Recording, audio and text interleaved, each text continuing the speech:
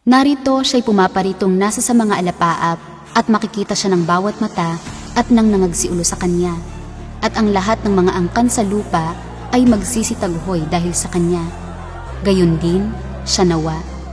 Amen. Sa panahong iyon, ang araw ay magdidilim. Ang buwan ay hindi magbibigay ng liwanag nito. At ang langit at lupa ay mayayanig habang ang Panginoon ay bumababa sa isang puting ulap. Lahat tayo ay naghihintay sa araw na ito. Ngunit kapag nakita natin ang Panginoon na bumababa sa mga ulap, talaga bang oras iyon para salubungin ang Panginoon? Magkakaroon ba ng tunay na saya at kaligayahan? Paano natin bibigyang kahulugan ang propesiya sa pahayag na ang lahat ng mga angkan sa lupa ay magsisitaghoy dahil sa Kanya? May misteryo sa loob nito.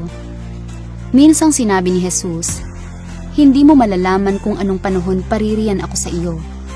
Dinirinig ng aking mga tupa ang aking tinig, at sila'y aking nakikilala at sila'y nagsisusunod sa akin." Bakit ito sinabi ng Panginoon? Dahil ang ikalawang pagdating ng Panginoon ay magiging isang lihim na pagdating, at walang nakakaalam ng eksaktong oras.